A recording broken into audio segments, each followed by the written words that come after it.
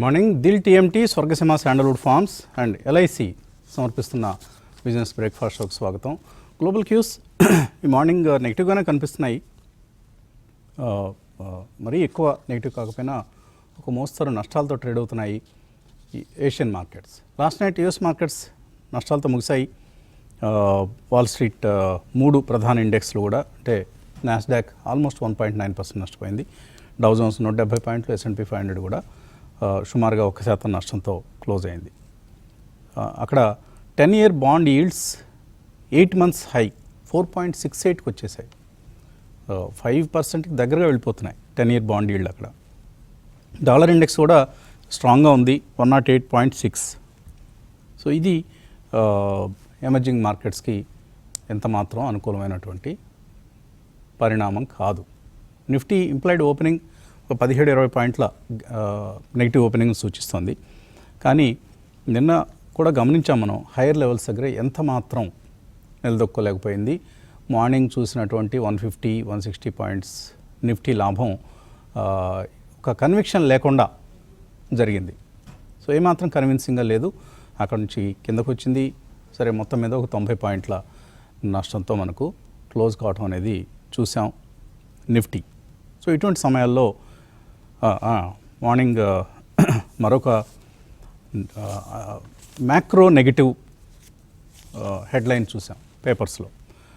FY25 GDP growth, business standard వార్త ఇది, మే slip to 4-year లో ఆఫ్ 6.4%.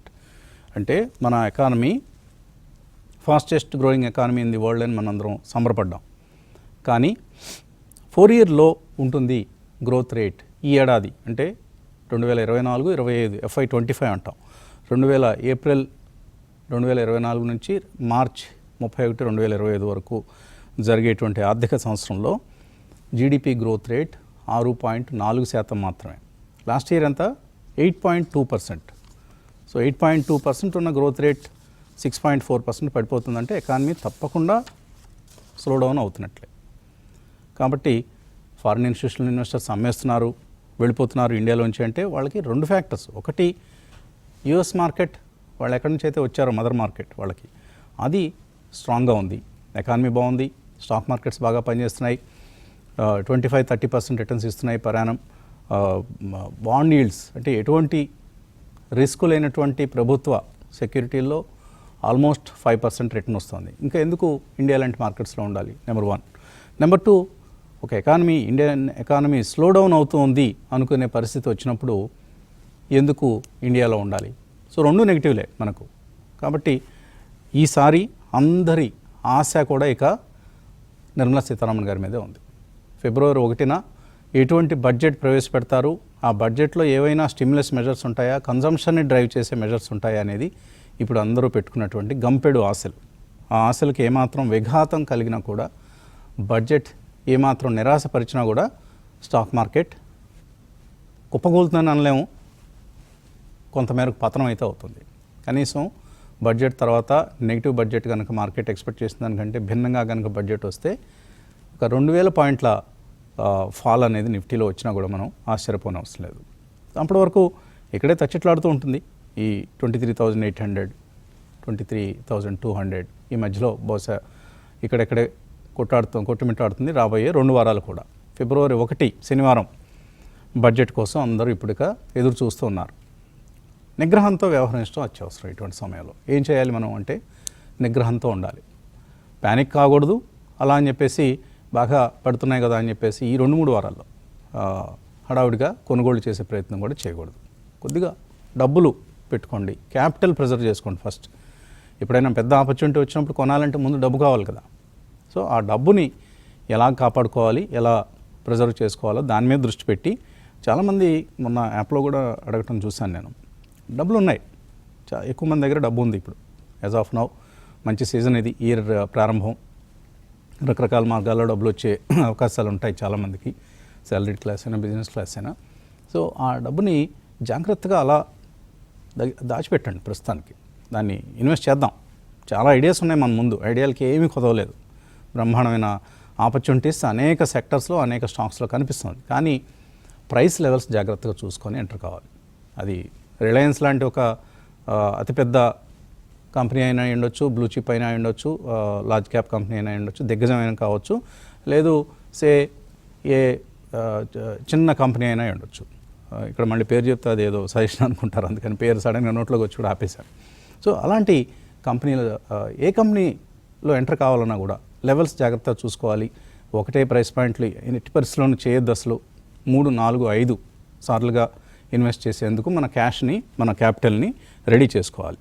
సో మనకి గ్లోబల్గా మనీ అయితే ఇప్పుడు యూఎస్కి వెళ్తోంది. ఈవెన్ చైనాలో కూడా లేదు, బై చైనా చెప్పేశారు ఇప్పుడు investors. So money is moving out of China, going back to US and other developed countries. And dollar level చాలా పివోటల్ అయిపోతుంది ఇక్కడ. సెంటిమెంట్ నెగిటివ్గా కాకుండా అంటే డాలర్ ఇక్కడ నుంచి డిక్లైన్ కావాలి. ఇక్కడ నుంచి డాలర్ మరింత 110 వైపు వెళ్ళింది అనుకోండి డాలర్ ఇండెక్స్, అది ఎంత మాత్రం ఇండియా లాంటి కంట్రీస్కి మంచిది కాదు. So India is under performing other global markets, అందులో ఎటువంటి సందేహం లేదు మనకు. యూఎస్లో కూడా ఇప్పుడు టెక్ స్టాక్స్లో కొద్దిగా కరెక్షన్ చూసాం లాస్ట్ నైట్, టెస్లా, ఎన్విడియా లాంటి స్టాక్స్లో. బహుశా అది ఆ కరెక్షన్ కనుక కొంచెం ముదిరితే కూడా ఇండియాకి మంచిది. సో ఎందుకంటే కోవిడ్ టైం కనిష్ట స్థాయికి జీడిపి పడిపోతే it is a negative signal for the macro economy అండి, అందులో మనం ఎటువంటి సందేహం కూడా పెట్టుకోకూడదు. అది పెరుగుతుందని మనకు ఉంటుంది, మన అజంప్షన్స్ మనకు ఉంటాయి. ఇప్పుడు ఆటో సేల్స్ బాగానే వచ్చాయి, బాగుంది అనుకున్నాం మనం. M&M కావచ్చు, మారుతి కావచ్చు, వీళ్ళందరూ మంచి అప్డేట్స్ ఇచ్చారు. కానీ రిటైల్ కంపెనీలు కూడా మంచి అప్డేట్స్ ఇచ్చారు. కానీ బ్యాంకుల్లో ఏమైంది, HDFC ఓకే, మిగతావన్నీ కూడా మనకు ముఖ్యంగా పబ్లిక్ సెక్టర్ బ్యాంక్స్లో మనకు అప్డేట్స్ అంత పాజిటివ్గా లేవు. కాబట్టి ఈ మార్కెట్స్లో కొంత కేర్ఫుల్గా ఉండాల్సినటువంటి సమయం. లోవర్ లెవెల్స్లో బయింగ్ వస్తుంది, అందులో ఎటువంటి సందేహం లేదు. ఎందుకంటే డిఐఎల్ దగ్గర క్యాష్ పొజిషన్ బాగుంది. రిటైల్ ఇన్వెస్టర్స్ ఇంకా తమ ఎస్ఐపీలు కావచ్చు, లంసమ్స్ కావచ్చు, ఎంత మాత్రం ఎక్కడ ఆపడం లేదు. ఇవి రెండు పాజిటివ్స్. ఈ లిక్విడిటీ ఉంది కాబట్టి లోవర్ లెవెల్స్ దగ్గర బయింగ్ జరుగుతుంది.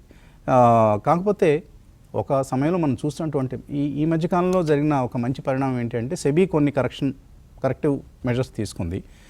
F&O చాలా స్ట్రిక్ట్ చేసింది. ఈ ట్రేడింగ్ యాక్టివిటీ ఏదైతే F&Oలో భారీగా జరుగుతుందో దానికి అడ్డుకట్ట వేసింది. వీక్లీ ఎక్స్పైరీస్ అన్నీ తీసివేశారు. ఇవన్నీ మంచిగా జరిగాయి మార్కెట్కి సంబంధించి, ఇవన్నీ మంచి పరిణామాలే.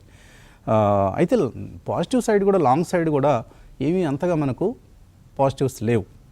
అది మార్కెట్ను ముందుకు తీసుకువెళ్ళలేనటువంటి అంశం. కాబట్టి 6.4% గ్రోత్ రేట్, లాస్ట్ ఇయర్ 8.2%.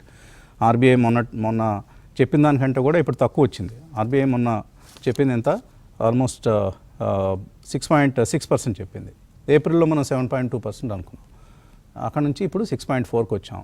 రేపు మార్చి వచ్చేసరికి అది ఇంకా 6కి వచ్చింది అనుకోండి, 6.2కి, ఇంకా నెగిటివ్ అంశం అవుతుంది ఎకానమీకి సంబంధించి. కాబట్టి కన్జంప్షన్ స్లోడౌన్ని అరికట్టాలి, ఆపాలి అంటే ప్రభుత్వం ఏదో ఒకటి చేయాలి. అది బడ్జెట్లో ఏవైనా మెజర్స్ తీసుకోవడం కావచ్చు. అలాగే మరోవైపు పబ్లిక్ క్యాపెక్స్ కొంత తగ్గుముఖం పట్టింది, దాన్ని కూడా పెంచాల్సిన అవసరం ఉంది. బడ్జెట్లో దానికి సంబంధించి కూడా కొన్ని మెజర్స్ అవసరం.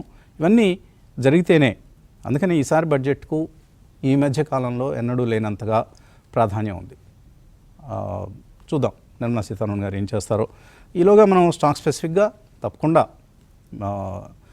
స్టాక్ పికింగ్ చేస్తూనే ఉండాలి. ఎక్కడన్నా మరీ వాల్యుయేషన్స్ తక్కువగా చీప్గా దొరుకుతున్నాయంటే ఎంతో కొంత కమిట్ చేయాలి ఇన్వెస్ట్మెంట్స్ని. ఇలా మనం ముందుకు సాగాల్సినటువంటి సమయం ఇది. వెళ్ళిస్తాం పబ్లిక్ ఇష్యూలకు మాత్రం ఎంత మాత్రం ఎక్కడ తగ్గేదే లేదన్నట్లుగా జరుగుతోంది activity.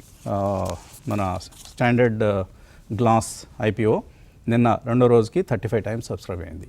Quadrant future 15.8 times subscribe అయింది. అలాగే క్యాపిటల్ ఇన్ఫ్రా ట్రస్ట్ అని మరొక IPO, ఇది ఇన్విట్, దీనికి 39% సబ్స్క్రిప్షన్ వచ్చింది.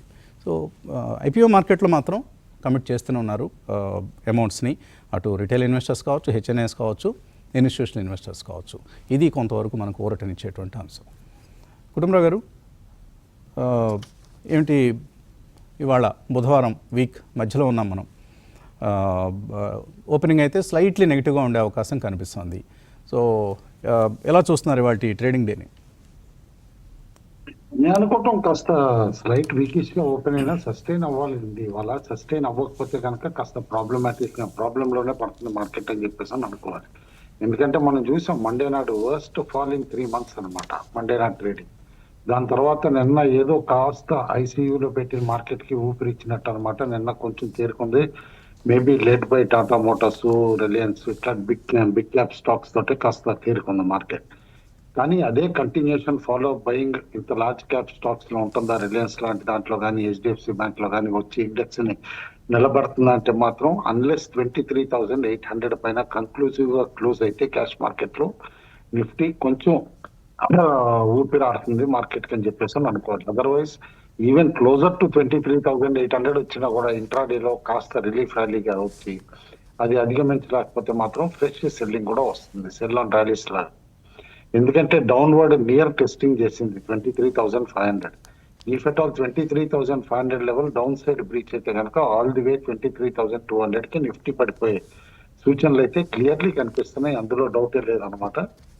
అండ్ మోర్ ఓవర్ ఏదైతే గనక సేబీ ఒక 3 నెలల క్రితం మొదలు పెట్టిందో అనమాట, దాని మెజర్స్ ఎఫ్ అండ్ పైన అనమాట, రెగ్యులేటరీ మెజర్స్ ఏదైతే తీసుకున్నారో దాని ఇంపాక్ట్ ఇప్పుడు క్లియర్ గా తెలుస్తుంది. ఎఫ్ అండ్ లో కూడా వాల్యూమ్స్ తగ్గటంతో పాటు కాస్త డెప్త్ కూడా తగ్గుతుంది బాగా. ఆ డెప్త్ తగ్గటంతో మామూలుగా గ్యాప్స్ అనమాట, బయర్ సెల్లర్ గ్యాప్స్ పెరగటంతో కూడా ఇండివిజువల్ స్టాక్ ఫ్యూచర్స్ లో కూడా అనమాట కాస్త షార్ప్ మూవ్స్ వచ్చేస్తున్నాయి. అది క్లియర్లీ చూస్తున్నాం.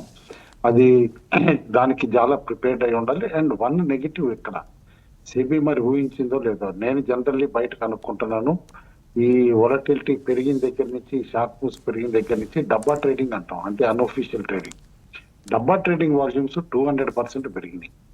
ఎందుకంటే ఇక్కడ రెగ్యులేటెడ్ మార్కెట్ లో మార్జిన్స్ ఇవన్నీ కూడా సేబీ రిస్ట్రిక్షన్స్ ఇట్లా ఉండటంతో అక్కడ డబ్బా ట్రేడింగ్ కి ఊతం వచ్చేసి అక్కడ ట్రేడింగ్ బాగా పెరిగి అక్కడ లాస్లు వస్తున్నాయా ప్రాఫిట్ వస్తున్నాయా అని పక్కన పెడితే అట్లీస్ట్ రెగ్యులేషన్స్ లేవు కదా, మార్జిన్స్ తక్కువ, కమిషన్స్ తక్కువ అని అక్కడికి ఎక్కువ మంది షిఫ్ట్ అవుతున్నారు కూడా, which is very dangerous. And 90% పైన అయితే మాత్రం డబ్బా ట్రేడింగ్ లో డబ్బులు పోవటమే తప్పితే వచ్చేది లేదు. కానీ మనకు తెలుసు కామన్ స్పెక్యులేటర్స్ ఎట్లా అట్రాక్ట్ అవుతారని చెప్పేసి. నిఫ్టీ కాల్ ఆప్షన్స్ క్లియర్లీ 24,000, 24,500 దగ్గరే పైలప్ అయి ఉన్నాయి. బట్ 24,000 ఫస్ట్ క్రాస్ కావాలి, ఎందుకంటే అక్కడే కాల్ రేటింగ్ కూడా అగ్రెసివ్ గా ఉంది. చూడాలి అది అవుతుందా లేదా అని చెప్పేసి అనమాట. పుట్ ఆప్షన్ మాత్రం యాజ్ యూజువల్ 23,000, 23,500 దగ్గర ఉన్నాయి బాగా. కాబట్టి 23,500 దగ్గర సపోర్ట్ తీసుకుంటుంది అని హోప్ఫుల్ గా ఉన్నాం, మనకి చూడాలన్నమాట. బట్ పీసీఆర్ మొన్న ఒక రోజు 1.25, 1.3 వరకు వెళ్ళిన పీసీఆర్ లాస్ట్ ఫ్రైడే ఆ టైం కల్లా అనమాట షార్ప్ గా క్రాక్ అయ్యి ఇప్పుడు 0.82కి వచ్చేసింది. లిటరల్లీ 0.7 వస్తే కనుక it's clear cut buying time కూడా అనమాట. పీసీఆర్ ఇంత తొందరగా 0.8 కి పడిపోవటం కూడా అనమాట క్లియర్లీ ఇండికేషన్ ఏంటంటే ఫ్రెష్ ఫాలో అప్ బయింగ్ రావట్లేదు, పొజిషన్స్ ఎవరు బిల్డప్ చేయట్లేదు అనేది క్లియర్లీ అర్థం చేసుకోవాలి. విక్స్ కూడా బాగా హైక్ అయింది, లాస్ట్ 2-3 సెషన్స్ లో కూడా పెరిగి నిన్న మోడెస్ట్ గా కొంచెం తగ్గినా కూడా స్టిల్ 14.6 దగ్గర అక్కడ ఉంది వాలటిలిటీ ఇండెక్స్ అనమాట. అది కేర్ఫుల్ గా చూడాలి. ఎక్కడ స్పెక్యులేటివ్ లాంగ్స్ బిల్డ్ అయినాయి అంటే కనుక ఆయిల్ స్టాక్స్ లోనే, లైక్ ఆయిల్ ఇండియాలో కాస్త బిల్డ్ అయింది.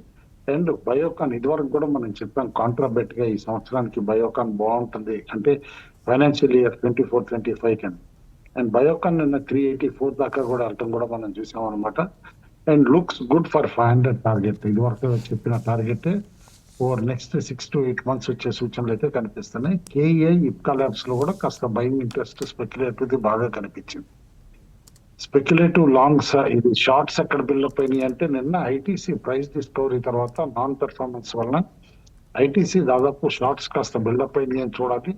అందులో కవరింగ్ వస్తే కూడా అదే షార్ప్ గా కవరింగ్ వస్తుంది అనేది కూడా అర్థం చేసుకోవాలి. But PVR INOX, JSW energy, ITC, Naukri వీటిలో కాస్త హైయర్ లెవెల్లో షార్ట్స్ బిల్డప్ అయినాయి అనేది క్లియర్ అబ్జర్వేషన్ అనమాట. డెలివరీస్ ఎక్కడంటే బాగా పడిపోయిన పూనావాలాలో కాస్త డెలివరీస్ కనిపించినాయి.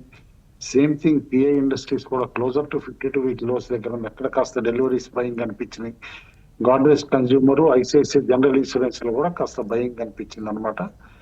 ఎఫ్&ఓ లో బ్యాన్ లిస్ట్ లో మాత్రం ఏమి చేంజెస్ లేవు, అదే హిందుస్థాన్ కాపరు, మన్నాపురము, బంధన్ అయితే ఇంకా, ఇది ఆర్బిఎల్ అయితే ఇంకా బ్యాన్ లిస్ట్ లో ఉన్నాయి అనేది క్లియర్ అబ్జర్వేషన్.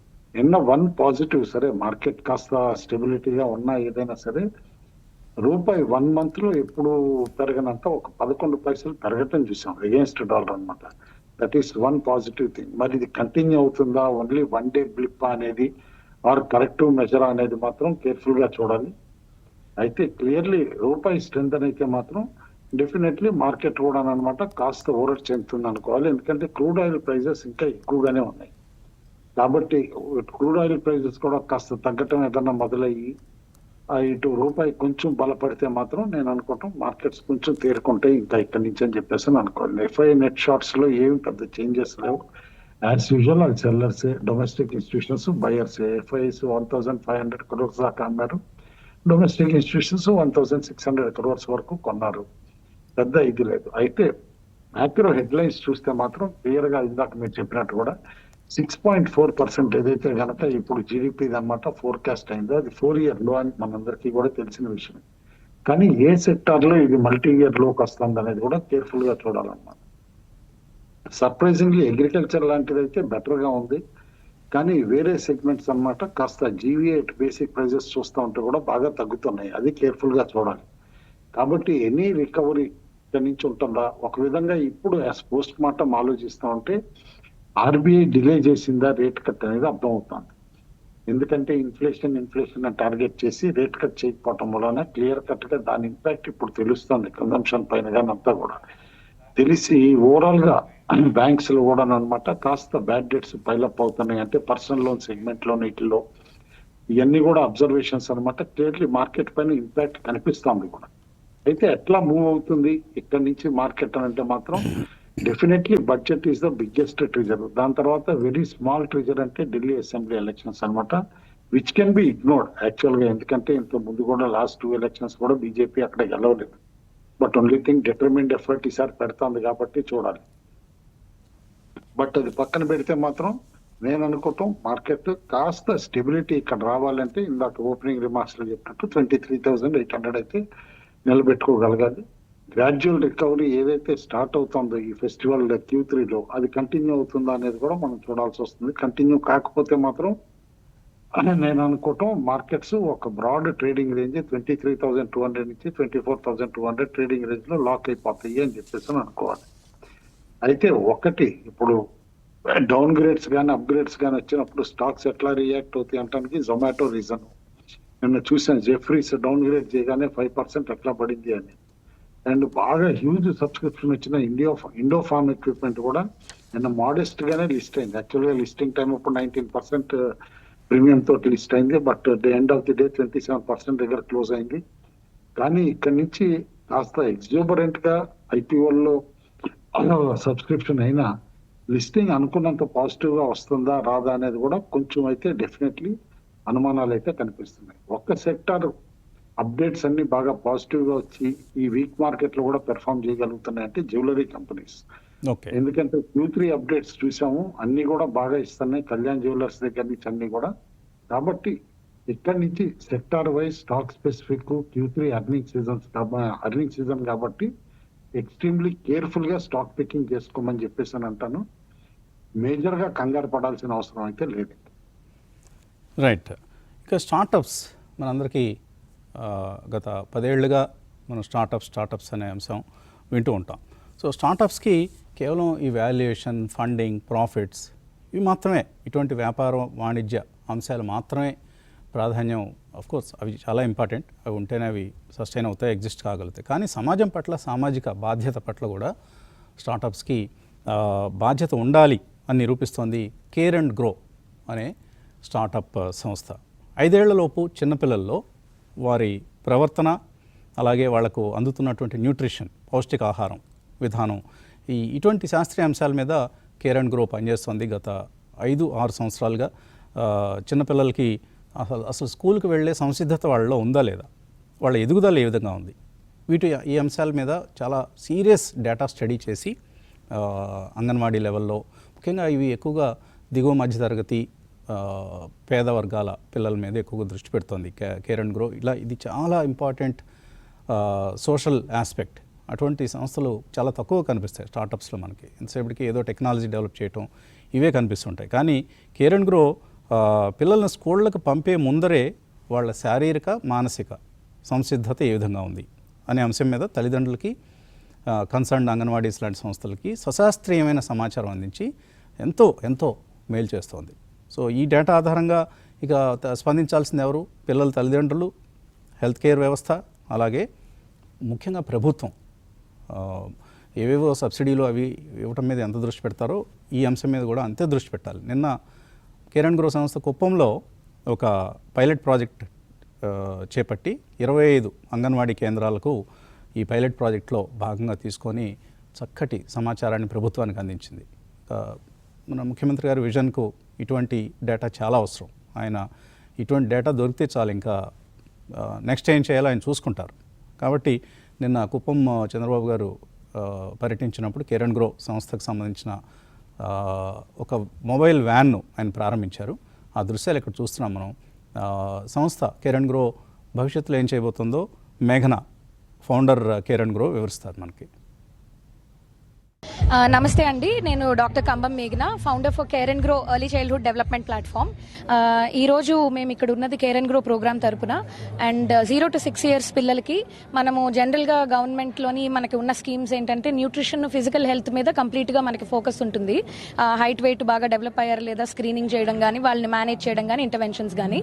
అలాగా మనకి most important 6 years before brain development అనేది most important part. So brain డెవలప్మెంట్లో మనము communication, gross motor, fine motor, social emotional skills, cognitive skills, వాటికి మాత్రము రిపీటెడ్గా మెజర్ చేయడము, వాటిని ఇంట్లో రోజు ప్రోత్సహించేలాగా యాక్టివిటీస్ చేయడము, ప్రాబ్లమ్స్ ఏమైనా వచ్చినప్పుడు లెర్నింగ్ డిసార్డర్స్, డిస్లెక్సియా, డిస్గ్రాఫియా వచ్చినప్పుడు రెఫర్ చేయడం అనే దానికి ఫస్ట్ టైం వినూత్నంగా ఇది ఏపీ నుంచి మనం ఒక ప్రోగ్రామ్ చేసాము. ఇది ఆల్రెడీ 70,000 పీపుల్ని మనము చేసున్నాము. ఇక్కడ కుప్పంలోని మనము పైలట్ కింద స్టార్ట్ చేసామండి. చంద్రబాబు నాయుడు గారు సీఎం సార్ ఒక గ్రాంట్ ఇచ్చారనమాట. సో ఈ పైలట్ అయిన తర్వాత ఇది కంప్లీట్ కుప్పంలోని, చిత్తూరులోని చేద్దామని ఇట్ ఈస్ ది ఐడియా. ఈ కాడా తరపున 25 అంగన్వాడీ సెంటర్స్ పైలట్ కింద ఇచ్చారు. సో ఈ 25 అంగన్వాడీ సెంటర్లను మేము పైలట్ చేసాము. సో మంచిగా జరుగుతుంది అండ్ గుడ్ రిజల్ట్స్ కూడా కనపడుతుంది. సో దీన్ని ఫ్యూచర్ చేసుకొని దీన్ని ఈ వచ్చిన రిజల్ట్స్ బేస్ చేసుకుని సో మేము further like area wise like Kuppam కావచ్చు, తర్వాత నెక్స్ట్ చిత్తూరు జిల్లాల వైజ్గా ఏపీ మొత్తం చేయాలన్నది మా బాధ్యత. అంటే ఏ పిల్లలకు, ప్రతి ఒక్క పిల్లాడికి మాక్సిమం తనకు అందాల్సిన ఎదుగుదల ఏమున్నాయో అవన్నీ అందాలన్నది మా తప్ప. ఓకే, సో చాలా అభినందనీయమైనటువంటి పనిచేస్తుంది కేర్ అండ్ గ్రో సంస్థ. అటువంటి సంస్థలకి అవసరమైన ఫండింగ్ అందించడం కానీ, వాళ్ళకి అవసరమైన సపోర్ట్ అందించడంలో కూడా ప్రభుత్వం అగ్రెసివ్గా వాళ్ళకి ముందుకు రావాలి. అలాగే ఏమైనా ఫండింగ్ ఏజెన్సీస్ ఉంటే వాళ్ళు కూడా కేర్ అండ్ గ్రో లాంటి సంస్థలతో కలిసి పనిచేస్తే మరింతగా మనం ముఖ్యంగా బలహీన వర్గాల సంబంధించినటువంటి, ఇప్పుడు మధ్యతరగతి పై వర్గాల వాళ్ళు పిల్లల్ని బాగానే జాగ్రత్తగా చూడగలుగుతారు, వాళ్ళ ఆర్థిక పరిస్థితి పరిపుష్టంగా ఉంటుంది కాబట్టి. కానీ బలహీన వర్గాల్లో ఆ ఆస్పెక్ట్ని care and grow as a startup company ఈ విధంగా పనిచేస్తుందంటే నిజంగా అభినందించాలి వాళ్ళని. ఎందుకంటే నార్మల్గా ఇవి ప్రాఫిటబుల్, మరీ అంత ప్రాఫిటబుల్ బిజినెస్ కాదు ఇది వాళ్ళకి.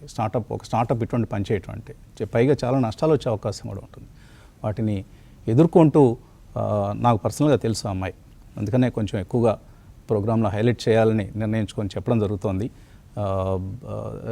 దే షుడ్ బి సపోర్టెడ్ అండి, అందులో ఎటువంటి సందేహం లేదు. Care and grow should be supported. Care and grow ఒక్కటే కాదు, ఆ విధంగా పనిచేసే సంస్థలకి అందరూ కూడా ఎంతో కొంత చేయూత అందిస్తేనే ఇటువంటి సంస్థలు మరింత క్రాంతి గారు ఉన్నారా? ఓకే, సో క్రాంతి గారు ఏమిటి నిన్నటి ట్రేడింగ్లో మీరు గమనించినటువంటి హైలైట్స్ ఏమిటి? ఒకటైతే వస్తుంది గారు, రికవరీ పాత్ అనేది కనపడింది వస్తుంది గారు. కానీ ఏంటంటే ఇది జస్ట్ మార్కెట్ లో నీజర్ రియాక్షన్ వచ్చిన తర్వాత అంత వాలటాలిటీ మనం చూసిన తర్వాత నార్మల్ గానే కొంచెం మళ్ళీ థింగ్స్ సెటిల్ డౌన్ అయిన తర్వాత గ్లోబల్ మార్కెట్స్ నుంచి కూడా మంచి సపోర్ట్ వచ్చింది. అందువల్ల మార్కెట్స్ ఒక స్టేబుల్ గా ఉన్నాయి వస్తుంది గారు. ఇది ఇక్కడ నుంచి ర్యాలీ అవుద్దంటే మనం స్టిల్ ఇంకా కంక్లూజివ్ గా చేయకూడదు. మార్కెట్లో అయితే బయింగ్ ఇంట్రెస్ట్ అనేది రీబౌండ్ అయినట్లుగా కనపడుతుంది. ఒకటి, foreign portfolio investors still selling face లోనే ఉన్నారు. అక్కడి నుంచి సెల్లింగ్ కనుక ఆగితే వస్తుంది గారు ఒక కన్ఫర్మేషన్ అనేది వస్తుంది that it will resume the up trend. మళ్ళీ మనకు ఈ రేంజ్ నుంచి 24,000 లెవెల్ కనుక మళ్ళీ మార్కెట్ కనుక వస్తే కనుక మీడియం టు షార్ట్ టర్మ్ లో మళ్ళీ అప్ ట్రెండ్ అనేది కన్ఫర్మేషన్ అవుతుంది. ప్రస్తుతానికైతే మార్కెట్స్ ఒక కన్సాలిడేషన్ ఫేజ్ అనేది కంటిన్యూ అవుతుంది. ఒకటి, డిప్ వచ్చినప్పుడల్లా బై చేయమని చెప్తాను. డిఫెన్స్ స్టాక్స్ వీటిలో కూడా సెలెక్టివ్ బయింగ్ అనేది నేను చూసాను వసంత్ గారు. ఓకే, యా, స్టాక్ స్పెసిఫిక్గా నిన్న మంచి యాక్షన్ కనిపించింది. ముఖ్యంగా మిడ్ స్మాల్ క్యాప్ స్పేస్లో రకరకాల సెక్టర్స్ సంబంధించిన స్టాక్స్ అన్నీ కూడా నిన్న పాజిటివ్గా ట్రేడ్ అయ్యాయి. రామకృష్ణ గారు, ఎలా ట్రేడ్ చేయాలి ఈరోజు? ఇండిసెస్లో కావచ్చు, ఆర్ ఇండివిజువల్ స్టాక్స్లో కావచ్చు. గుడ్ మార్నింగ్ అండి అందరికి. నిఫ్టీ అన్ని మూవింగ్ యావరేజెస్ కింద ట్రేడ్ అవుతుందండి, ఎక్సెప్ట్ 200 డేస్ ఈఎంఐ మినహాయించి. అట్లాగే ఒక స్మాల్ ఇన్సైడ్ బార్ అనేది నిన్న ఫామ్ అవడం చూసాము. అది కాక ఒక రేంజ్లో లోవర్ ఎండ్లో మనం ట్రేడ్ అవుతూ ఉన్నాము, అక్కడ కన్సల్టేషన్ అవుతుంది. అలాగే ఎంఐసిడి కానీ ఆర్ఎస్ఐ కానీ ఇవన్నీ కూడా కొంత నెగిటివ్గానే ఉన్నాయి. అంటే ఎంఐసిడి బిలో 0 ఉండటం, ఆర్ఎస్ఐ 40 దగ్గర ఉండటం, ఇవన్నీ కూడా నెగిటివ్ అంశాలు చెప్పుకున్నప్పటికీ నిన్న కొంచెం ఆసక్తికరమైన అంశం ఏంటంటే కొంచెం అడ్వాన్సెస్ బాగుండటం, డిక్లైన్స్ తక్కువగా ఉండటం, ఓవరాల్ మార్కెట్ బ్రెడ్త్ నిన్న బాగుందండి. ప్రస్తుతానికి 23,460 అనేది ఏదైతే డిసెంబర్ లో ఉందో అది కొంచెం మనకి క్రూషియల్ లెవెల్గా కనిపిస్తుందండి. ఇన్ కేస్ అది బ్రేక్ అయినట్లయితే మార్కెట్స్ కొంచెము సీరియస్ ఫాల్ వచ్చే అవకాశం ఉంది అక్కడ నుంచి. ఎందుకంటే అక్కడ నుంచి ఇంకో 200 పాయింట్స్ డిస్టెన్స్లో నవంబర్లో ఉండటం. అట్లాగే బ్యాంక్ నిఫ్టీ వరకు అయితే ఇది 200-300 పాయింట్స్ ఫాల్ అయినప్పుడు బ్యాంక్ నిఫ్టీ మల్టీ మంత్లో కట్ అయిపోతుంది. అంటే ఆగస్ట్లో కూడా కట్ అయ్యి కిందకి వెళ్ళే అవకాశాలు ఉంటాయి. కాబట్టి ఒక ప్యానిక్ క్రియేట్ అయ్యే అవకాశం ఉంది. సో ఓవరాల్గా మనం చూస్తే సపోర్ట్స్, రెసిస్టెన్స్లు అవి కనుక 24,000 అనేది కీ రెసిస్టెన్స్గా మారిపోయింది. అలాగే మ్యాక్సిమం 24,200 ఈ రెండు గట్టి రెసిస్టెన్స్లుగా ఉన్నాయి. షార్ట్ టర్మ్ సపోర్టు అది లైట్ కొద్దిపాటి సపోర్టు 23,260 కానీ 23,450 ఆ ప్రాంతాల్లో ఉంది. ఓపెన్ ఇంట్రెస్ట్ల పరంగా చూసినప్పుడు కూడా ఇంచుమించుగా అవే ఓపెన్ ఇంట్రెస్ట్లు కనిపిస్తుంది. ఓకే, కాలర్స్ మెయిలర్స్ వెయిట్ చేస్తున్నారు. ఒక మెయిల్ చదువుతున్నాను. రామకృష్ణ గారు మాట్లాడుతున్న సమయంలో విజయవాడ నుంచి డాక్టర్ దీప మెయిల్ పంపించారు. మన ప్రోగ్రాం రెగ్యులర్గా చూస్తున్నారు. 5,000 షేర్లు స్టీల్ ఎక్స్చేంజ్ ఆఫ్ ఇండియా కొన్నారు 14 రూపాయల్లో, 26% లాస్లో ఉన్నారు. అన్నీ పెన్నీ స్టాక్స్ అండి. బుల్ మార్కెట్స్లో పైకి వెళ్తాయి ఇలాంటి కంపెనీలన్నీ కూడా, మళ్ళీ బేర్ మార్కెట్ రాగానే 2 రూపాయలకి వచ్చేస్తాయి. ఇటువంటి స్టాక్స్ జోలికి వెళ్ళొద్దు. మంచి కంపెనీలు, ఫండమెంటలీ స్ట్రాంగ్ కంపెనీస్ ఇవన్నీ ఉన్నాయి కదా. మీరు మన ప్రోగ్రాం రెగ్యులర్గా చూస్తున్నా అంటున్నారు. ఈ పాటికే ఒక అవగాహన వచ్చి ఉండాలి. కుటుంబరావు, ఏమన్నా ఇందులో అవకాశం ఉందా? అసలు steel exchange of India bull మార్కెట్స్లో వినపడుతూ ఉంటుంది పేరు. ఒకప్పుడు బాగా ఒక వెలిగిన స్టాక్ అండి, దాదాపు 30-40 రూపాయల దగ్గర నుంచి అనమాట 100+ వెళ్ళి స్టాక్ స్ప్లిట్ చేశారు. ఇప్పుడు 1 రూపీ పెయిడ్ స్టాక్ అనమాట ఇది. అయితే ఆవిడ కొన్న రేట్ అయితే వచ్చేస్తుందండి. నేను అనుకోవటం మాత్రం as quickly as next 3 to 4 months లో కూడా రావచ్చు. ఎందుకంటే రీసెంట్లీ క్యాజువల్ గా ప్రమోటర్ని ఒకసారి కలవటం అయిందనమాట విశాఖపట్నంలో, వేరే కాన్క్లేవ్కి వెళ్ళినప్పుడు అనమాట. నేను అనుకోవటం హోల్డ్ చేయమంటాను యాజ్ ఆఫ్ నౌ. చేయండి, బట్ స్పెక్యులేటివ్ స్టాక్స్ అండి. మీ రేట్ వచ్చినప్పుడు స్పెక్యులేటివ్, బయటకు అందులో డౌట్ లేదు. జంప్ అయిపోండి. కొన్ని కంపెనీలు ఉంటాయి మనకు, మంచి సెక్టర్స్లో ఉంటాయి, మంచి సెగ్మెంట్స్లో ఉంటాయి. ప్రమోటర్స్దే అంతా కూడా వ్యవహారం మనకు అయోమయ వ్యవహారాలు ఉంటాయి. అటువంటి వాటిలో ఈ స్టీల్ ఎక్స్చేంజ్ మన దగ్గర చాలా ఉన్నాయి. అటువంటి పేర్లు చెప్పాలండి, మిక్ ఎలక్ట్రానిక్స్, ఇట్లాంటి కంపెనీలు పెరుగుతాయి. బుల్ మార్కెట్స్ తప్పకుండా పెరుగుతాయి. 10 రూపాయలు 100 కూడా అవుతుంది. కానీ ఇక ఆ తర్వాత మళ్ళీ వాళ్ళ గేమ్ మొదలవుతుంది. మనం మర్చిపోయినా కూడా మన ప్రేక్షకులు ఎంత మాత్రం మర్చిపోనేవారు. శ్యామ్ సుందర్ పంపించారు, మోడీ విశాఖపట్నం విజిట్ గురించి మాట్లాడండి అని. తప్పకుండా మాట్లాడాల్సిన అంశం కూడా. ఎందుకంటే మనం ఎక్కడ ప్యాలెస్లు కట్టుకుందాం, మనం ఎలాగ శుభ్రంగా వైభోగాలు అనుభవిద్దాం అనుకున్న నాయకత్వానికి, ప్రజలకు ఎటువంటి అభివృద్ధి పథకాలు అమలు చేసి ప్రజల్ని అభివృద్ధి పదంలో తీసుకెళ్దాం అనుకున్న నాయకత్వానికి తేడా ఇవాల్టి ప్రధాని మోదీ గారి విజిటే. Andhra Pradesh warmly welcomes the pioneer of progress and transformation పేపర్స్లో యాడ్ వచ్చింది. ఇందులో ఇవాళ NTPC green hydrogen hub Pudimadaka దగ్గర 185,000 కోట్ల ప్రాజెక్టుకు ప్రధాని ప్రారంభోత్సవం చేయబోతున్నారు. అలాగే Vizag railway zone head quarters 150 కోట్లు కన్స్ట్రక్షన్కి కూడా ఆయన పునాది వేయబోతున్నారు. రోడ్ కన్స్ట్రక్షన్ ఎక్స్పాన్షన్ 10 ప్రాజెక్టులు 4,600 కోట్లు. కృష్ణపట్నం ఇండస్ట్రియల్ పార్క్, బహుశా కృష్ణపట్నంలో వస్తున్నాం ఇది, ఇక్కడ నుంచి ప్రారంభోత్సవం చేస్తారు. అలాగే 6 రైల్వే ప్రాజెక్ట్స్ 6,000 కోట్ల రూపాయల worth, bulk drug park Nakkapalli దగ్గర 1877 కోట్లు, 234 కిలోమీటర్ల రోడ్ ప్రాజెక్ట్స్, 7 ప్రాజెక్ట్స్, 3000 కోట్ల రూపాయల ప్రాజెక్ట్స్ ఇవి. అలాగే 320 కిలోమీటర్ల రైల్వే లైన్స్, ఇందులో 2 రాయలసీమలో రాబోతున్నాయి, 5718 కోట్లు. ఇప్పుడు మనకి ఇంతకుముందు ప్రభుత్వంలో చంద్రబాబు గారు ఒక్కళ్ళే ఉండేవారు, ఇప్పుడు పైన మోదీ గారు, ఇక్కడ చంద్రబాబు గారు, మరి లోకేష్ గారు, పవన్ కళ్యాణ్ గారు, ఇంతమంది అభివృద్ధి కోసం తపిస్తూ జపిస్తూ కృషి చేస్తూ ఉంటే ఇంకా ఆంధ్రప్రదేశ్ తప్పకుండా మంచి రోజులు ముందున్నాయి. కంగ్రాచులేషన్స్. వీటిల్లో మన కుటుంబరావు గారు, ఈ కృష్ణపట్నం ఇండస్ట్రియల్ పార్క్ ఏంటి? కృష్ణపట్నంలో వస్తుందా ఇది? అంటే ఇది ఇండస్ట్రియల్ నోడ్ ఏదైతే కనుక చెన్నై బెంగళూరు నోడ్ ఉందనంటే అందులో వన్ ఆఫ్ ది ఇది కారిడార్ ఏదైతే ఉందో ఇండస్ట్రియల్ కారిడార్, అందులో Krishnapatnam is a key node అనమాట. అందులో అందుకని చెప్పేసి అనమాట అక్కడ పెడితే ఓవరాల్ గా లాజిస్టిక్స్ కి ఇటు జనరల్ డెవలప్మెంట్ కూడా హ్యూజ్ బూస్ట్ వస్తుంది, ఎస్పెషల్లీ ఆ ఏరియాకి అనమాట. As of now only port linkage అని అనుకుంటున్నారు, కానీ వన్స్ కారిడార్ నోడ్ కింద అనమాట ఇది డెవలప్ అయితే ఇండస్ట్రియల్ పార్క్ తోటి ఐ థింక్ అనూహ్యంగా maybe it self can contribute 1 lakh crore in GDP to Andhra Pradesh in next 4 years or 5 years. Excellent. So congrats to CBN గారు, మోదీ గారు, లోకేష్ గారు, పవన్ కళ్యాణ్ గారు, అందరికీ మరొకసారి ఈ కృషికి మీరు చేస్తున్నటువంటి ఈ యజ్ఞానికి మేమందరం మా మద్దతు ఎప్పుడూ ఉంటుంది. గో హెడ్ అండి. ఓకే, ఇక కాలర్స్ మెయిలర్స్ వెయిట్ చేస్తాను. ఒక కాలర్ని తీసుకుందాం. హలో, నమస్కారం అండి. నమస్తే అండి, మీ పేరు? విజయవాడ నుంచి శర్మ అండి. విజయవాడ శర్మ గారు, చెప్పండి. సార్ 2002లో కోఫోర్జ్ షేర్లు అలాట్ అయ్యాయండి, 55 షేర్లు. ఏదండి? కోఫోర్జ్. Very good. అది ఇప్పుడు 10,000 వచ్చినాయండి. ఇప్పటికి 5 షేర్లు యాడ్ చేసుకొచ్చాను. ఇంకా యాడ్ చేసుకుందాం అనుకుంటున్నారా? 55 ఉన్నాయి, 60 చేద్దామని. 30 ముచ్చటేస్తుంది మిమ్మల్ని చూస్తే, అసలు మామూలు మనుషులు కాదు మీరు. చెన్నై శర్మ గారు ఓ పద్ధతిలో ఉంటే విజయవాడ శర్మ గారు మరో పద్ధతిలో చక్కగా ఇన్వెస్ట్మెంట్ ప్రక్రియ. ఆయన ఎప్పుడు లో రేట్లో కొన్నవి చెప్తారు, మరి హై రేట్స్లో కొన్నవి ఉంటాయో తెలియదు. సరే, కోఫోర్జ్ ఇక్కడ కొనొచ్చా కుటుంబరావు గారు ఆర్ రామకృష్ణ గారు?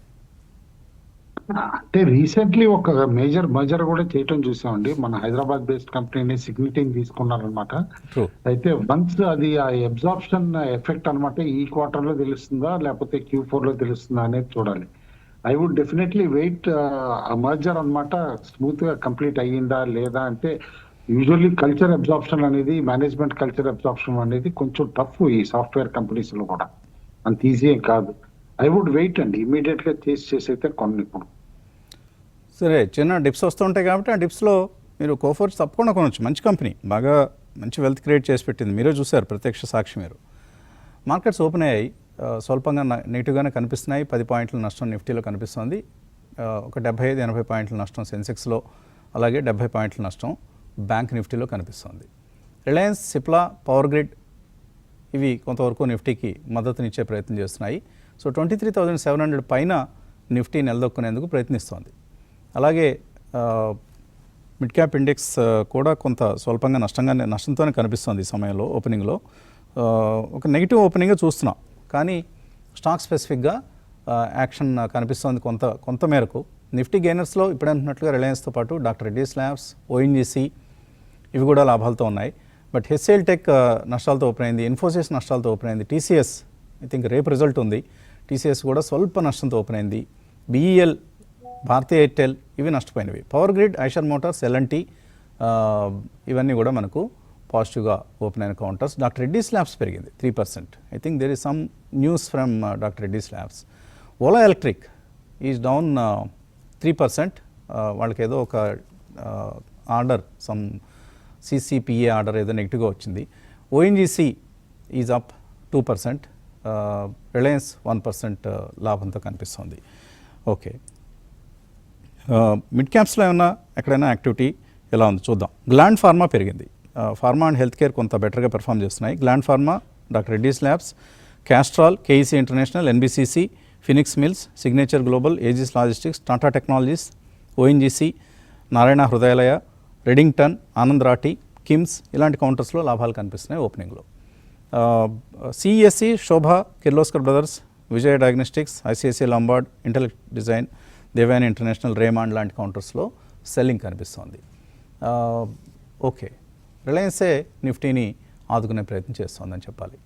వసంత్ గారు, యా కుటుంబరావు గారు, Castrol, gland pharma, NBCC, solar, ఈ టారెంట్ పవర్ ఇవన్నీ పెరగడానికి కారణం F&Oలో ఇంక్లూడ్ అవుతున్నాయి 31st నుంచి, అది గుర్తుంచుకోవాలి. యా F&Oలోకి అనౌన్స్మెంట్ రాబోతున్నా. వచ్చింది అనమాట. ఈ 6 స్టాక్స్ అనమాట F&Oలోకి వస్తున్నాయి. అదే సైమల్టేనియస్ గా ఫిబ్రవరి ఎండ్ కల్లా 16 స్టాక్స్ F&O నుంచి వెళ్ళిపోతున్నాయి కూడా. వాటిల్లో ఈ నెక్స్ట్ 2 months లో షార్ప్ యాక్షన్ ఉండొచ్చు. అది కేర్ఫుల్ గా అబ్జర్వ్ చేయాలి చాలా మంది, ఎందుకంటే రెగ్యులర్ గా బాగా ట్రేడ్ అయ్యే స్టాక్స్ కొన్ని అయితే PVR, INOX, Coromandel international, even India mart, Ipca labs ఇవన్నీ కూడా వెళ్ళిపోతున్నాయి అనమాట F&O నుంచి ఫిబ్రవరి ఎండ్కి. వీటిలో ఈ next 3 weeks to 4 weeks price action కూడా కేర్ఫుల్ గా అబ్జర్వ్ చేయాలని చెప్పేసి అంటారు. అడ్వాన్సెస్ కంటే డిక్లైన్స్ ఎక్కువగా ఉన్నాయి. ఇప్పుడు 893 స్టాక్స్ అడ్వాన్స్లో ఉంటే 1100 స్టాక్స్ నష్టాలతో ఉన్నాయి. కాబట్టి మిడ్ క్యాప్స్లో సెల్లింగ్ అనేది ఉంది. ఎన్ఎస్సిలో ముఖ్యంగా, బీఎస్సీలో 1:1 నిష్పత్తిలో ప్రస్తుతానికి కనిపిస్తోంది. Mid cap index is down 0.32%. Indo Farm equipment రెండవ రోజు లిస్టింగ్ అయి ఇవాళ పాజిటివ్గా ఓపెన్ అయింది, స్ట్రాంగ్గా ట్రేడ్ అవుతోంది. Asian housing is up 5.4%. Aegis logistics is up, but ITI, Kalyan jewellers ఇవి తగ్గాయి. బోరోసిల్ రెన్యూబుల్స్ కూడా 5% పెరిగి కనిపిస్తోంది. రామకృష్ణ గారు, సో 23,460 అనేది క్రూషియల్ అండి. ఆ లెవెల్ కట్ కానంతసేపు మనం బై అండ్ డిప్స్ మోడ్లో ఉండొచ్చు. ఇన్ కేస్ మార్కెట్స్ కనుక 23,596, 23,600 ఆ జోన్కి వచ్చినప్పుడు బయింగ్ అటెంప్ట్ చేయమని చెప్తాను. ఓకే, ఓరియంట్ టెక్నాలజీస్ ఈ స్టాక్ మనం మూడవ రోజు నుంచి వెంటబడిన స్టాక్ ఇది. ఇది చాలా స్ట్రాంగ్గా ఈ మధ్య కనిపిస్తోంది. ఓరియంట్ టెక్నాలజీస్ ఇవాళ కూడా ₹612 దగ్గర 3.5% పెరిగింది. డిప్స్లో కొనుక్కోదగిన కంపెనీగా ఓరియంట్ టెక్నాలజీస్ మనం భావించవచ్చు. ఫస్ట్ రిజల్ట్ సీజన్ ముందు ఉంది కాబట్టి కొంచెం రిజల్ట్స్ ముందు కేర్ఫుల్గా కూడా ఉండాలి ఇంత స్ట్రాంగ్ మూవ్ తర్వాత. ఓకే, మెయిల్స్లోకి వెళ్దాం. ఎల్విబి మల్లేశ్వరరావు ట్రైడెంట్ కొన్నారట, ₹36 10,000 కొన్నారు. లారస్ ల్యాబ్స్ 596లో కొన్నారు. ఇప్పుడు డేటా ప్యాటర్న్స్ కొందాం అనుకుంటున్నారు 5 లక్షల రూపాయలతో. క్రాంతి గారు, డేటా ప్యాటర్న్స్ ఈ స్టాక్ కొనొచ్చా? 5 లక్షల రూపాయలు ఇన్వెస్ట్ చేయొచ్చా ఇందులో? కొంచెం రీసెంట్ గా బాగా స్పెక్యులేటివ్ యాక్టివిటీ స్టాక్ లో నడిచింది వస్తుంది గారు. ఆల్ టైమ్ హై 3,600కి వెళ్ళి స్టాక్ కొంచెం కరెక్ట్ అవడం చూస్తున్నాం. బహుశా ఆయన ఇన్ కేస్ డేటా ప్యాటర్న్స్ లో లాంగ్ టర్మ్ లో ఇన్వెస్ట్ చేయాలనుకుంటే వస్తుంది గారు, ఈ price point first entry point కింద తీసుకోవచ్చు. కానీ ఏంటంటే ఏదైనా ఫుల్ ఫ్లెడ్జ్డ్ గా ఎక్కువ సీరియస్ ఇన్వెస్టింగ్ చేద్దామంటే better to wait till results వస్తుంది గారు. ఈ టైంలో హర్రీగా కొంటున్నాల్సిన అవసరం లేదు, రిజల్ట్స్ చూసి కొనమని చెప్తాను. It's a good entry point వస్తుంది గారు. ఇన్ కేస్ ఇక్కడి నుంచి కూడా ఫర్దర్ ఏమైనా వీక్నెస్ వచ్చి 2000 లెవెల్ కనుక వస్తే that's a good entry point for data patterns. కుటుంబాలు ట్రైడెంట్ హోల్డ్ చేయొచ్చా? ₹36 ఉన్నాయి. యాజ్ ఆఫ్ నో హోల్డ్ చేయమంటానండి, ఎందుకంటే by and large Bangladesh crisis ఏదైతే ఉందో ఈ 2 quarters లో కాస్త బెనిఫిట్ అవ్వచ్చు టెక్స్టైల్ స్టాక్స్ కి, ఎస్పెషల్లీ ఎక్స్పోర్టర్ స్టాక్స్ కి అని చెప్పేసి అని అంటున్నాను. అండ్ ట్రైడెంట్ లార్జ్ ఈక్విటీ మనకి తెలిసిందని అనమాట, హ్యూజ్ ఈక్విటీ, ఫ్లోటింగ్ స్టాక్ కూడా ఎక్కువ ఉంటుంది. అండ్ స్పెక్యులేటివ్ బెట్ కూడా లాస్ట్ టైం అరౌండ్ 50 దాకా వెళ్ళి కరెక్ట్ అవటం కూడా చూసాం. స్మాల్ ఆయన ప్రైస్ అయితే ఈజీగా క్రాస్ అవుతుంది at some point in next 1 to 2 months అనమాట. ఆ టైం అప్పుడు ఎగ్జిట్ అవటం better. Okay, Tinna rubber and infrastructure Ramarao అడుగుతున్నారు, అండ్ జిఆర్పి అట. ఈ రెండిట్లో ఏది బెటర్ కంపెనీ కరెంట్ ప్రైస్లో కొనడానికి? రబ్బర్ రీసైక్లింగ్ బిజినెస్ మీద ఆయన ఇంట్రెస్ట్ చూపిస్తున్నారు. టీనా రబ్బరా, జిఆర్పినా? రెండిట్లో స్ట్రాంగర్ స్టాక్ టిన్నా రబ్బర్ అండి, అందులో డౌటే లేదనమాట. కానీ స్టాక్ కూడా బాగా పెరిగింది, అది కూడా అబ్జర్వ్ చేయాలి. ఎందుకంటే స్టాక్ ఇది వరకు 300-400 ఉండేది 2 years బ్యాక్ మనం చూస్తూ ఉంటాం అనమాట. 300 నుంచి అనమాట స్టాక్ 2000+ వెళ్ళి ఇప్పుడు కరెక్ట్ అయ్యి 1440 దగ్గర అక్కడ ఉంది. బట్ నాట్ చీప్ స్టాక్స్ అండి. ఈ మధ్య ఈ రీసైక్లింగ్ స్టాక్స్ కి డిమాండ్ కాస్త పెరిగింది, కానీ దేర్ ఫ్యూచర్ ఈస్ లిమిటెడ్ అంటానండి. ఎందుకంటే టైర్స్ లో మనం చూస్తున్నాం అన్ని కూడా స్టీల్ రేడియల్స్ మాక్సిమం అనమాట. Rubber consumption over the years తగ్గుతానే ఉంది. కాబట్టి recycling the segment life cycle is there only for another 6 years or 7 years అని చెప్పేసి అని అనుకుంటున్నాను నేను. ఇఫ్ ఎట్ ఆల్ బై చేద్దామంటే at lower levels Tinna rubber is the better one. Yeah, in all aspects Tinna రబ్బరే బెటర్గా కనిపిస్తుంది కంపేర్ చేసి చూస్తే ఈ రెండింటిని. ఓకే, తర్వాత వెనెలా అడుగుతున్నారు, లాంగ్ టర్మ్ కోసం ఇంజనీరింగ్ ప్రొక్యూర్మెంట్ ఈపీసీలో ఉన్న లక్ష్య పవర్ టెక్ అనే స్టాక్ కొనుక్కోవచ్చా? ఎస్ఎంఈ స్టాక్ అనుకుంటా అండి, ఎస్ఎంఈ స్టాక్ మీరే రాశారు. లక్ష్య పవర్ టెక్ ఎస్ఎంఈ స్టాక్ ఎవరైనా ట్రాక్ చేస్తున్నారా? లేదండి, ఎన్ఎస్సిలో రీసెంట్లీ లిస్టెడ్ కౌంటర్ అండి. కాస్త కపుల్ ఆఫ్ క్వార్టర్స్ చూడండి అనమాట. ఇలాంటి స్టాక్స్ లో ఇమీడియట్ గా జంప్ చేసి కొనటం అయితే రికమెండ్ చేయను, ఎందుకంటే ఆపరేటెడ్ గా ఉంటాయి, అది కూడా కేర్ఫుల్ గా చూడాలి మనం. అందుకని చెప్పేసి ఇప్పుడు ఈ స్టాక్ కూడా ఉంది, లక్ష్య పవర్ టెక్ అనమాట. లిస్టింగ్ టైం అప్పటి నుంచి యాక్షన్ అందులో కనుక మనం కేర్ఫుల్ గా చూస్తే స్టాక్ ఇప్పుడు 300+ లో ట్రేడ్ అవుతుంది. ఓపెనింగ్ లో అరౌండ్ 240, 250 ఉండింది లిస్టింగ్ టైం అప్పుడు అనమాట. 370 దాకా తీసుకెళ్లి 310, 320 దాకా.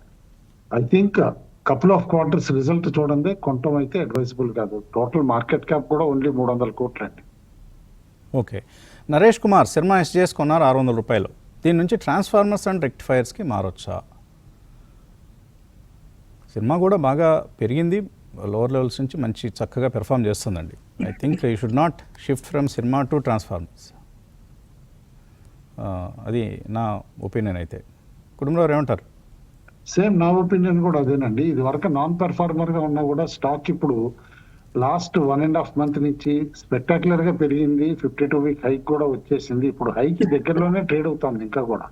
And there is potential clear cut గా అనమాట. ఇక్కడ నుంచి స్టాక్ 4 ఫిగర్ కి వెళ్ళే సూచనలు అయితే నెక్స్ట్ 1 year లో కనిపిస్తున్నాయి నాకైతే కనుక. అందుకని చెప్పేసి హోల్డ్ అని చెప్పేసి అంటాను. ఇన్ఫాక్ట్ డిక్లైన్స్ లో బై చేయమంటాను. It is still 10 rupees paid up stock కూడా, అది కూడా గుర్తుంచుకోవాలి.